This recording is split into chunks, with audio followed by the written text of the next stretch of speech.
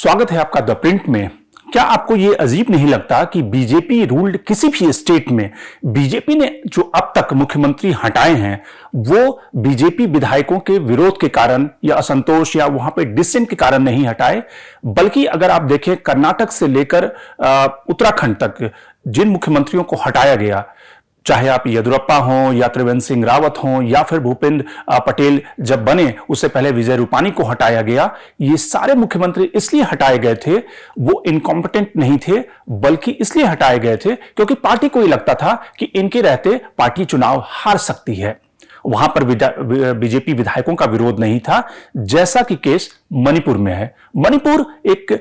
साफ तौर से उस तरह के गवर्नेंस फेलियर का एग्जाम्पल है, उदाहरण है, जहां पर बीजेपी विधायक खुद से कह रहे हैं कि यहां पर लॉ एंड ऑर्डर फेल हो गया है, मुख्यमंत्री को बदलने की जरूरत है, राष्ट्रपति शासन लगाने की जरूरत है। बीजेपी के जो ज्यादातर विधायक हैं, चाहे वो मैती कम्युनिटी के हों, चाहे वो कुकई कम्युनिटी के हों, वो सब कहीं ना कहीं वीरेंद्र सिंह का विरोध कर रहे हैं, लेकिन बीजेपी हाईकमान वीरेंद्र सिंह के साथ खड़ा है। तो आखिर क्या है इसके कारण और किस तरह से सेंटर और स्टेट की जो कोऑर्डिनेशन, जो सिनर्जी होनी चाहिए थी, वो मणिपुर में फेल हुआ और जिसके कारण मणिपुर 50 दिनों के बाद भी वायलेंस, हिंसा की चपेट में है। तो प्योर पॉलिटिक्स में बात मणिपुर की, वहां पे बिगड़ते हालात की और किस तरह से मणिपुर में गवर्नेंस फेलियर, जो वीरेंद्र सिंह जो पिछले टेनियर में एक तरह से काफी अच्छे मुख्यमंत्री माने जाते थे, उन्होंने एक ऐसी हिंसा की दहलीज पर स्टेट को ला खड़ा किया है।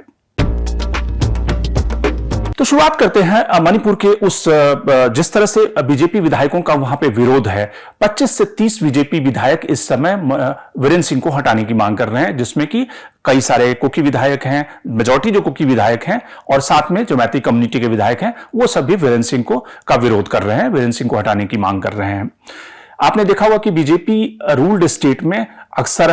एक तरह से जो पार्टी जिस तरह से मुख्यमंत्री का चुनाव करती है, जिस तरह से मुख्यमंत्री को हटाती है, जिस तरह से मुख्यमंत्री को लाती है, वो सब कुछ हाईकमान के आदेश पे होता है। और ज्यादातर राज्यों में बीजेपी विधायकों के विरोध के कारण मुख्यमंत्री को नहीं हटाया गया, बल्कि हाईकमान का असेसमेंट था कि हाईकमान को यह लगता था कि इन मुख्यमंत्रियों को, चाहे ये येदियुरप्पा हो, ये अलग बात है कि कर्नाटक में येदियुरप्पा के हटाने के कारण उनको और एक तरह से हार का सामना करना पड़ा, लेकिन विजय रूपानी हो या फिर त्रिवेंद्र सिंह रावत हैं, उनको इसलिए हटाया गया था कि बीजेपी हाईकमान को लगता था कि ये राज्य में चुनाव में पार्टी को जीत नहीं दिला सकते और इसलिए नए व्यक्ति की पदस्थापना की गई थी। लेकिन मणिपुर में हालात उल्टे हैं। मणिपुर में बीजेपी विधायक कह रहे हैं कि इन्हें हटाओ, लेकिन हाईकमान कह रहा है नहीं, वीरेंद्र सिंह के साथ वो खड़े हैं। तो आखिर मणिपुर में वीरेंद्र सिंह जो एक समय में जो पूर्व मुख्यमंत्री थे इवोबी सिंह, उनके लेफ्टिनेंट हुआ करते थे, और उसके बाद जब उन्होंने विद्रोह करके बीजेपी का हाथ दामन साधा और उसके बाद बीजेपी को जीत मिली, सरकार बनी, और बीजेपी का जो पिछला टेनियर था, यानी कि वीरेंद्र सिंह का जो पिछला कार्यकाल था, वो कमोवेश शांतिपूर्ण था। लेकिन इस टेनियर में वीरेंद्र सिंह ने एक के बाद एक गलतियां की। तो हम ऐसे 4-5 गलतियों की तरफ इशारा करेंगे कि जो वीरेंद्र सिंह ने गलतियां की और खास करके केंद्र सरकार ने उस पे या तो आंखें मूंदी रखी या फिर केंद्र सरकार का टाइमली और फॉर्मली इंटरवेंशन नहीं हुआ, जिसकी वजह से हालात आज यहां पर पहुंची है कि 50 दिनों के बाद भी हिंसा थमने का नाम नहीं ले रही। और इसके साथ में एक आपको पूर्व मुख्यमंत्री इवोबी सिंह ने एक मुझे छोटी सी कहानी सुनाई थी, उसका भी जिक्र करेंगे। इवोबी सिंह ने कहा कि जो राज्य में मणिपुर में 14-15 सालों तक वहां के मुख्यमंत्री रहे, उन्होंने एक घटना सुनाई। उन्होंने कहा कि जब वो मुख्यमंत्री पहली बार बने तो उस समय वाजपेयी की सरकार थी दिल्ली में और वाजपेयी प्रधानमंत्री थे। उस समय पे कमीशन को लागू करने को लेकर मणिपुर में वित्तीय जो हालात थे, वो फाइनेंशियल क्राइसिस हो गई थी और उनके पास में सैलरी देने के लिए भी, जो सरकारी कर्मचारी थे उनको सैलरी देने के लिए भी पैसे नहीं थे। तो इवोबी सिंह दिल्ली आए प्रधानमंत्री से मिलने के लिए। उनकी मुलाकात प्रधानमंत्री से 4-5 दिनों में नहीं हो सकी और इसलिए वो वापस लौटकर जाने वाले थे। लेकिन उससे पहले वो जिस दिन उनकी फ्लाइट थी, उस दिन वो सुबह में सोनिया गांधी से मिलने गए। सोनिया गांधी को उन्होंने किस्सा सुनाया। सोनिया गांधी ने कहा कि आप मनमोहन सिंह से मिलो। मनमोहन सिंह से जाकर इवोबी सिंह मिले। मनमोहन सिंह ने फोन उठाकर उस समय के वित्त मंत्री को फोन किया कि हम मिलना चाहते हैं क्योंकि मणिपुर में हालात काफी गंभीर है, सरकार के पास सैलरी देने के लिए भी पैसे नहीं है। वित्त मंत्री ने उन्हें 3:30 का टाइम दिया। इवोबी सिंह और मनमोहन सिंह वित्त मंत्री से मिलने गए। और मुख्यमंत्री ने वित्त मंत्री के सामने ये मांग रखी कि उन्हें 800 करोड़ की जरूरत है क्योंकि राज्य में सैलरी देने के लिए पैसे नहीं हैं। और उसके बाद जब वो बाहर निकले और फिर वापस मणिपुर जाने के लिए, तो इसी बीच में उन्हें फोन आया वित्त मंत्री का, तकरीबन 1 घंटे के बाद, 1.5 घंटे के बाद, यानी 5 बजे वित्त मंत्री ने उन्हें फोन किया, फाइनेंस मिनिस्टर ने। उन्होंने कहा कि 400 करोड़ रुपए सरकार ने सैंक्शन कर दिए हैं। यानी कि 1 घंटे के भीतर मणिपुर जो फाइनेंशियल क्राइसिस में उलझा हुआ था, फाइनेंस मिनिस्टर ने प्रधानमंत्री से बात की और प्रधानमंत्री ने, वाजपेयी ने कहा कि उस समय हमें वित्तीय सपोर्ट करने की जरूरत है, और फाइनेंस मिनिस्टर ने 1 घंटे में 400 करोड़ रुपए सैंक्शन कर दिए। इबोवी सिंह का कहना था कि वो पिछले 1 हफ्ता से और मणिपुर से ढेर सारे पॉलिटिकल पार्टी के नेता प्रधानमंत्री नरेंद्र मोदी से मिलने के लिए दिल्ली में डेरा डाले हुए हैं, लेकिन प्रधानमंत्री के पास वक्त नहीं है उनसे मिलने के लिए। जबकि वाजपेयी सरकार की आप देखिए दरियादिली कहें या फिर वाजपेयी का स्टेचर या काम करने का तरीका देखें कि 1 घंटे के भीतर उन्होंने 400 करोड़ रुपए सैंक्शन कर दिए मणिपुर के लिए, जहां पे उनकी सरकार नहीं थी, दूसरी पार्टी की सरकार थी। तो ये एक काम करने के नजरिए की तरफ वो उनका इशारा था। लेकिन हम बात कर रहे हैं बेसिकली कि मणिपुर में जो इस समय क्राइसिस है, जो वायलेंस और जो आर्सनिंग, जो लूट, जिस तरह की अराजकता है, उसके पीछे के 3-4 कारण, और किस तरह से वीरेंद्र सिंह जो पिछले कार्यकाल में काफी सफल मुख्यमंत्री थे, वो इस कार्यकाल में क्यों फेल मुख्यमंत्री बनते दिख रहे हैं या बन चुके हैं। सबसे पहला आप उदाहरण देखें कि पिछले कार्यकाल में वीरेंद्र सिंह ने क्या किया था। वीरेंद्र सिंह ने जो हिल्स और वैली के बीच की जो खाई है उसको पाटने की कोशिश की थी। उनका एक नारा था, उन्होंने अपनी कैबिनेट की बैठक इंफाल में न करके जो हिली एरिया है, जो कुकी कम्युनिटी जहां पे रहती है, वहां पर उन्होंने कुकी कम्युनिटी को जोड़ने के लिए उन्होंने वहां पर कैबिनेट की बैठक करनी शुरू कर दी थी। चूंकि वीरेंद्र सिंह खुद मैती कम्युनिटी से आते हैं, तो दोनों के बीच में एक सामंजस्य हो सके, बेहतर कोऑर्डिनेशन हो सके, बेहतर संबंध स्टैब्लिश हो सके, तो उन्होंने नारा दिया, चलो हिल की ओर। यह पिछले कार्यकाल में एक काफी सफल नारा था और जिसकी वजह से दोनों कम्युनिटियों के बीच के संबंध प्रगाढ़ हुए। इस कार्यकाल में क्या हुआ, शुरुआत जो होती है इस साल की शुरुआत से, अगर आप देखें कि 3-4 घटनाओं का मैं जिक्र करूंगा जिसकी वजह से जो मणिपुर की जो प्रेजेंट क्राइसिस है उसकी वो बड़ी वजह हैं। सबसे पहले जो वीरेंद्र सिंह ने किया कि इविक्शन के खिलाफ ड्राइव शुरू किया। जो हिली एरिया है, जहां पर मुख्यमंत्री का यह कहना है कि ज्यादातर जो बर्मा या म्यांमार से इन्फिल्ट्रेटर है, वो कुकी कम्युनिटी के जो लोग हैं वो आकर इन्फिल्ट्रेशन कर अवैध रूप से उन इलाकों में रह रहे हैं, और वहां पर पॉपी कल्टिवेशन काफी बड़ी एक समस्या बन गई है। तो उस कल्टीवेशन को उखाड़ने के लिए, उस कल्टीवेशन को दबाने के लिए और जो इन्फिल्ट्रेटर हैं उनको भगाने के लिए उन्होंने एक इलीगल ड्राइव शुरू किया, और उसमें ढेर सारे हिली एरिया में इस तरह के इविक्शन ड्राइव शुरू किए गए। उसकी चपेट में कई सारे चर्च भी आ गए, कई सारे चर्च को डिमोलिश किया गया, क्योंकि उनका यह आरोप था कि ये इलीगल एक तरह से कंस्ट्रक्शन है, और चूंकि कुकी कम्युनिटी क्रिश्चियन है तो इसलिए कुकी कम्युनिटी को वहां से उनके बीच में एलिनेशन शुरू हुआ, और उनको लगने लगा कि ये जो मैती कम्युनिटी है जो वहां पे मेजॉरिटी में है, वो कहीं ना कहीं कुकी कम्युनिटी से बदला लेना चाहती है, और चूंकि वीरेंद्र सिंह खुद मैती कम्युनिटी से हैं तो इसलिए वो एलिनेशन जो है वो अलगाव और बढ़ने लगा। वीरेंद्र सिंह का या मुख्यमंत्री का यह तर्क था कि वैसे जो हिली पॉकेट्स हैं वहां पर जंगलों में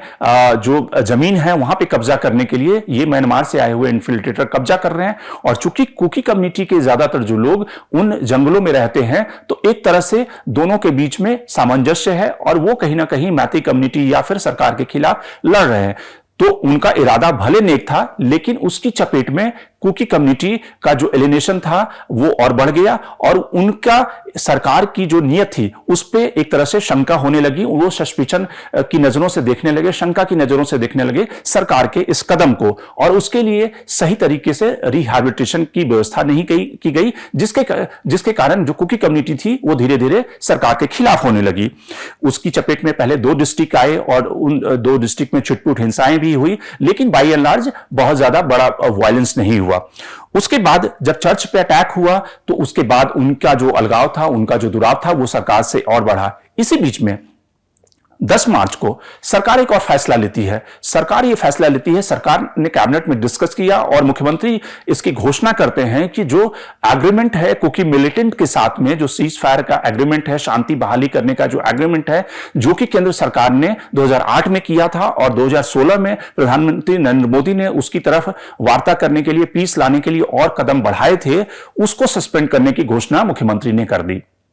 इससे क्या हुआ कि बिना सेंटर की राय लिए, या फिर अगर सेंटर की राय ली भी गई तो उन्हें ठीक से ब्रीफ नहीं किया गया, क्योंकि वीरेंद्र सिंह के फैसला लेने के बाद सेंटर ने वीरेंद्र सिंह के फैसले के खिलाफ कहा कि यह एग्रीमेंट जारी रहेगा, यह सस्पेंशन नहीं होगा, जो मुख्यमंत्री ने किया था। तो यानी कि मुख्यमंत्री के फैसले को केंद्र ने स्नब कर दिया, उसके फैसले पर केंद्र की हामी नहीं थी। तो एक सवाल उठा कि पहला तो सवाल यह उठता है कि किसी भी त्रिपक्षीय समझौते को मुख्यमंत्री कैसे उसके सस्पेंशन की घोषणा कर सकते हैं, खास करके तब जब यह मामले केंद्र सरकार और होम मिनिस्ट्री के डोमेन में आता है। लेकिन इससे आशंकाएं जो थी कुकी कम्युनिटी की, जो एलिनेशन था वो और बढ़ा, और जो कुकी मिलिटेंट ग्रुप हैं वो कहीं ना कहीं एक तरह से उस स्थिति का फायदा उठाकर उन्होंने वायलेंस करना शुरू किया या उसकी योजना बनाने लगे। तीसरा जो फैक्टर इसमें सारी कहानी में जो आग में घी का काम किया वो था हाईकोर्ट का फैसला। हाईकोर्ट ने यह कहा, जो पहले से ही मैतेई और कुकी कम्युनिटी के बीच में जो फॉल्ट लाइन थी वो और गहरा गई, जब हाईकोर्ट ने यह कहा कि मैतेई समुदाय की बहुत पुरानी डिमांड है कि उन्हें एसटी रिजर्वेशन मिलना चाहिए, क्योंकि जो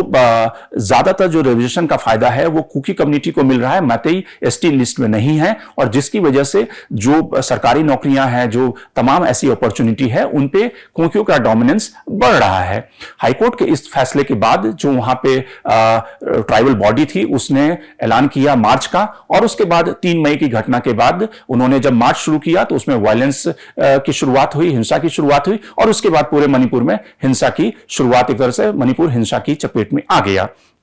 अब सवाल यह है कि इन अगर तीनों डिसीजन को देखें, पहला डिसीजन था उनका एविक्शन का, जिसपे जब उन्होंने एविक्शन के खिलाफ क्रूसेड यानी कि आंदोलन छेड़ने की सरकार ने घोषणा की, तो सरकार को उसके वैकल्पिक इंतजाम करने चाहिए थे, रीसेटलमेंट का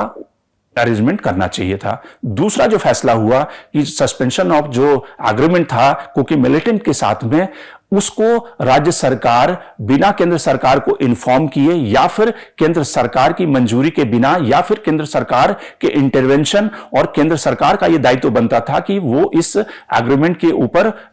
वार्ता करे और पीस प्रोसेस को बहाल करने की दिशा में और कदम उठाए। राज्य सरकार ने जो फैसला लिया, राज्य सरकार को यह लगता था कि जो म्यांमार के मिलिटेंट है, कुकी मिलिटेंट हैं, वो कुकी मिलिटेंट के साथ में मिलकर वहां पे शांति बहाली की जो प्रोसेस है उसको भंग कर रहे हैं, और इसलिए जो ग्राउंड रूल है उसका वो वायलेट कर रहे हैं। लेकिन अगर कोई वायलेशन हुआ है तो उसके लिए केंद्र सरकार की मॉनिटरिंग कमेटी है, मॉनिटरिंग कमेटी ये रिकमेंडेशन देगी, उसके बाद कोई केंद्र सरकार फैसला ले सकती है। तो स्थिति वहां से बिगड़नी शुरू हुई, और जब हाईकोर्ट का डिसीजन आया तो हाईकोर्ट के डिसीजन के बाद राज्य सरकार सोई रही। राज्य सरकार को तुरंत ये कहना चाहिए था कि या तो उसके खिलाफ वो सुप्रीम कोर्ट जा सकती थी और साफ तौर से कह सकती थी कि यह फैसला इंप्लीमेंट नहीं होगा, या फिर सरकार हाईकोर्ट में जाकर, सुप्रीम कोर्ट में जाकर उसे चैलेंज कर सकती थी। लेकिन सरकार वहां पे बैठी रही और इसके कारण वहां पे हिंसा की शुरुआत हो गई। अब सवाल उसमें ढेर सारे उठते हैं, जो 2-3 सवाल उठते हैं। सबसे पहला, राज्य सरकार और केंद्र सरकार की सिनर्जी। किसी भी इस तरह के स्टेट में जहां पर जो वायलेंस, हिंसा से पीड़ित रहा है और वहां पे इंसर्जेंसी का पुराना इतिहास रहा है, वहां पर जो होम मिनिस्ट्री है वो काफी इन्वॉल्व होती है वहां के स्टेट ऑफ अफेयर्स में। लेकिन मणिपुर में गृह मंत्री अमित शाह के रहते हुए, हेमंता बिस्वा शर्मा के रहते हुए वो इन्वॉल्वमेंट या फिर वो फ्री हैंड बीरेन सिंह को क्यों दी गई? सेंटर उन सारे मामलों के बाद, इविक्शन ड्राइव के बाद, चर्च पे अटैक होने के बाद भी और हाईकोर्ट के फैसला आने के बाद भी सेंटर क्यों सोता रहा? गृह मंत्री या फिर गृह मंत्रालय ने उस तरह से इंटरवीन क्यों नहीं किया?